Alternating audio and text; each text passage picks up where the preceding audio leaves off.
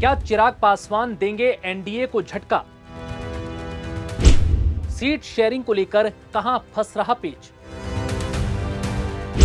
आखिर कितनी सीटों की मांग कर रहे चिराग? क्या बीजेपी दे पाएगी चिराग को मुंह मांगी सीटें? क्या आप जन स्वराज पार्टी से गठबंधन करेंगे चिराग? बिहार विधानसभा चुनाव की तारीखों के ऐलान के साथ ही अब सीट बंटवारे को लेकर पार्टियों में खींचतान शुरू हो चुकी है। चुनाव से पहले छोटी पार्टियों को साथ लेकर चलना बड़ी पार्टियों के लिए चुनौती भरा साबित हो रहा है, क्योंकि सीट बंटवारे को लेकर सहमति न बनने पर नाराज छोटी पार्टियां दूसरी पार्टियों का रुख कर सकती हैं। और कुछ ऐसी ही नाराजगी देखने को मिल रही है चिराग पासवान की पार्टी के साथ, जिसको लेकर अब एनडीए लगातार सीट को लेकर बंटवारे पर मंथन कर रही है। दरअसल बिहार एनडीए में बीजेपी और जेडीयू मुख्य दल हैं। इसके अलावा रामविलास पासवान की लोक जनशक्ति पार्टी, जीतन राम मांझी की हिंदुस्तानी आवाम मोर्चा और उपेंद्र कुशवाहा की राष्ट्रीय लोक मोर्चा जैसे दल भी इसमें शामिल हैं, जिनकी सीटों को लेकर अपनी अलग अलग डिमांड है। इस बीच चिराग पासवान 45 से 54 सीटों की डिमांड कर रहे हैं, जिसे पूरा करना बीजेपी जेडीयू के लिए मुश्किल भरा साबित हो सकता है। ऐसे में अब चिराग पासवान को मनाने और उचित सीटें देने के वादे के साथ पार्टी इस पर मंथन कर रही है। एलजेपी के सूत्रों की माने तो पार्टी बिहार चुनाव में 45 से 54 सीटों पर चुनाव लड़ने का लक्ष्य लेकर चल रही है। पार्टी सूत्रों का कहना है कि हमें राज्यसभा या विधान परिषद की सीटों की जरूरत नहीं है, लेकिन इतने से कम सीटों पर बात फिलहाल तो नहीं बनेगी। बड़ी जानकारी ये भी सामने आ रही है कि चिराग पासवान शाहाबाद इलाके की किसी सीट से मैदान में उतर सकते हैं।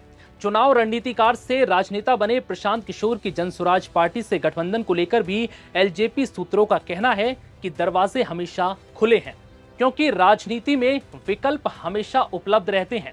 वहीं बीजेपी और जेडीयू के 100 सीटों पर चुनाव लड़ने को लेकर एलजेपी सूत्रों ने कहा है कि किसी भी नेता ने इसकी आधिकारिक पुष्टि नहीं की है, ना ही किसी ने यह ऐलान किया है कि दोनों लोग 100 सीटों पर चुनाव लड़ेंगे। हमारी बातचीत बीजेपी से चल रही है, ना कि जेडीयू से। चिराग पासवान की एलजेपी के सूत्रों का यह भी कहना है कि एनडीए को यह समझना होगा कि तेजस्वी यादव के खिलाफ चिराग पासवान एक डायनेमिक फेस है। ऐसे में इस फेस की वैल्यू तो बीजेपी एनडीए को रखनी ही होगी। एलजेपी सूत्रों का यह भी कहना है कि हम नहीं चाहते कि कैबिनेट पोस्ट को लेकर हमें कोई धमकाए। केंद्र में एक बर्थ से अधिक बिहार में सम्मानजनक सीटें मैटर करती हैं। एलजेपी ने एनडीए में अपने सहयोगी दलों को यह संदेश भी दिया है कि हम निष्पक्ष तरीके से सीट शेयरिंग और बिहार की राजनीति में चिराग पासवान के बढ़ते प्रभाव की मान्यता चाहते हैं। इससे पहले बिहार चुनाव के लिए तारीखों के ऐलान के बाद एलजेपी के प्रवक्ता धीरेन्द्र मुन्ना ने दावा किया था कि हमारी तैयारी सभी 243 सीटों पर है।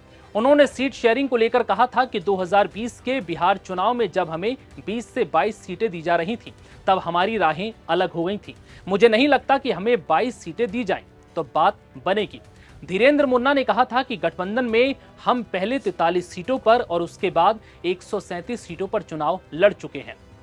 हमारी राय है कि पार्टी सीटों का आंकड़ा इसके बीच ही रहना चाहिए। तो वहीं दूसरी तरफ सूत्रों की माने तो महागठबंधन में सीट शेयरिंग लगभग फाइनल हो चुकी है। सीएम फेस पर बस मामला फंस रहा है, जिसको लेकर सभी दल लगातार बैठकें कर रहे हैं।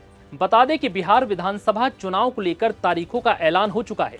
बिहार में 6 और 11 नवंबर को 2 चरणों में वोटिंग होगी, जबकि 14 नवंबर को नतीजे आएंगे। लेकिन इससे पहले ही एनडीए में छोटे दलों को मनाना अब बड़ी मुसीबत बनता जा रहा है। लगातार बैठकों का दौर चल रहा है, लेकिन सीटों को लेकर बिहार में इस वक्त पेच फंस रहा है और चिराग पासवान लगातार अपनी पार्टी की वैल्यू बनाए रखने के लिए 45 से 54 सीटों की डिमांड कर रहे हैं, जो बीजेपी के लिए मुश्किल भरा साबित हो सकता है। ऐसे में अब देखना होगा कि क्या एनडीए चिराग पासवान की इस बात को मानेगी या फिर चिराग पासवान अपनी राहें एनडीए से अलग कर लेंगे। फिलहाल इस वीडियो में इतना ही। इजाजत दीजिए। नमस्कार।